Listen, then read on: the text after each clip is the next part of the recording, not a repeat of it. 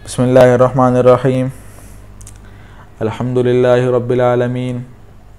देखिए, हम कुरान करीम जब शुरू करते हैं तो आऊज़ु बिल्लाहि मिनश्शैतानिर रजीम पढ़ते हैं, बिस्मिल्लाहिर्रहमानिर्रहीम पढ़ते हैं।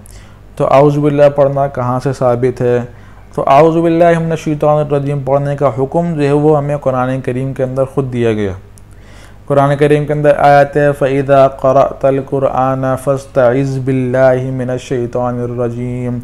जब कुरान करीम पढ़ना शुरू करो तो आऊज़ु बिल्लाहि मिनश्शैतानिर रजीम पढ़ लिया करो। फ़स्तइज़ बिल्लाहि, अल्लाह ताला से पनाह तलब कर लिया करो मिनश्शैतानिर रजीम, शैतान मरदूद से। तो आऊज़ु बिल्लाह पढ़ने का हुक्म जो है वो हमें कुरान करीम ने दिया। इसीलिए यहाँ बाद लोग कहते हैं कि आऊज़ु बिल्लाह पढ़ना जो है वो वाजिब है लेकिन सही बात, लेकिन बाज़ लोग कहते हैं कि आऊज़ु बिल्लाह पढ़ना जो है वो सुन्नत मौक़िदा है। बेहतर ये है कि आऊज़ु बिल्लाहि मिनश्शैतानिर रजीम जब कुरान करीम शुरू किया जाए तो लाजमी पढ़ लिया जाए। तो आऊज़ु बिल्लाहि मिनश्शैतानिर रजीम, फिर है बिस्मिल्लाहिर्रहमानिर्रहीम। तो बिस्मिल्लाहिर्रहमानिर्रहीम, जब कुफ़ार मक्का, मुशरिकीन मक्का कोई काम शुरू करते तो कहते बिस्मिल्लाह वल उज़्ज़ा, यानी कि हम लात और उज़्ज़ा जो उसके बुतों के नाम हैं हम उनके नाम से शुरू करते हैं। तो इनके रद के अंदर, इनकी तरदीद के अंदर हम लोग पढ़ते हैं बिस्मिल्लाहिर्रहमानिर्रहीम। हम शुरू करते हैं अल्लाह ताला के नाम से। उन्होंने कहा हम शुरू करते हैं लात और उज़्ज़ा बुतों के नाम से, हमने कहा हम शुरू करते हैं अल्लाह ताला के नाम से जो बड़ा रहमान और रहीम है। तो ये आऊज़ु बिल्लाह और बिस्मिल्लाहिर्रहमानिर्रहीम। अब आगे अल्हम्दुलिल्लाहि रब्बिल आलमीन। तो सूरतुल फातिहा यहाँ से शुरू हो रही है और सूरतुल फातिहा के अंदर बयान क्या हुआ है? तो सूरतुल फातिहा में ये बात बयान हुई है कि कुरान करीम सूरतुल फातिहा के अंदर ये बात बयान हुई है कि हमें अल्लाह ताला से दुआ किस तरह मांगनी है, हमें अल्लाह रब्बुल इज़्ज़त से दुआ किस तरह मांगनी है। सूरतुल फातिहा में ये बात बयान हुई है। देखें, सबसे पहली आयत अल्हम्दुलिल्लाहि रब्बिल आलमीन, तमाम तारीफ़ अल्लाह ताला के साथ ख़ास है। ये क्या है? ये अल्लाह ताला की तारीफ़ है। अर्रहमानिर्रहीम, अल्लाह ताला आप रहमान हैं, आप रहीम हैं। ये क्या है? अल्लाह ताला की तारीफ़। तो जब हम दुआ मांगना शुरू करें तो हम सबसे पहले अल्लाह ताला की तारीफ़ बयान करें।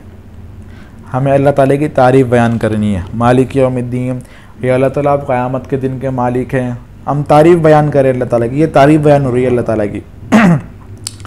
इय्याका नअबुदु व इय्याका नस्तईन, या अल्लाह ताला हम आप ही की इबादत करते हैं और आप ही से हम मदद तलब करते हैं। ये अल्लाह ताला से हम ताल्लुक़ बयान कर रहे हैं कि हमारा और हमारे रब का ताल्लुक़ क्या है। या अल्लाह ताला हम आप ही की इबादत करते हैं, या अल्लाह ताला हम आप ही से मदद तलब करते हैं। हम किसी और के पास नहीं जाते, हम किसी और की इबादत नहीं करते, हम सिर्फ़ और सिर्फ आपकी इबादत करते हैं। और ये आपका हम पर फ़ज़ल है कि हम आपकी इबादत करते हैं। तो ये क्या है? ये हम अल्लाह ताला से ताल्लुक़ बयान कर रहे हैं कि हमारा और हमारे रब का ताल्लुक़ क्या है। या अल्लाह ताला आप रब हैं और हम आपके मखलूक हैं। आप खालिक हैं, हम मखलूक हैं। आप मालिक हैं, हम ममलूक हैं। आप कवी हैं, कादिर हैं, हम आजिज़ हैं। या अल्लाह ताला हम आप ही से मांगते हैं, किसी और के दर पे नहीं जाते। तो ये हम अपने और हमारा और हमारे रब का ताल्लुक़ क्या है, वो ताल्लुक़ बयान करें। उसके बाद इहदिना सिरातल मुस्तक़ीम, दुआ के अंदर फिर हम दुआ करना शुरू करें कि हमारी दुआ क्या होनी चाहिए, कि अल्लाह ताला हमें सीधे रास्ते पे चला। तो सूरतुल फातिहा के अंदर जो है वो दुआ मांगने का तरीका बयान हुआ है कि हमें दुआ मांगनी किस तरह है। सबसे पहले हम तारीफ़ बयान करें। देखिए, जब किसी बादशाह के दरबार के अंदर जाया जाता है तो जो लोग जाते हैं तो सबसे पहले बादशाह की तारीफ़ बयान करते हैं।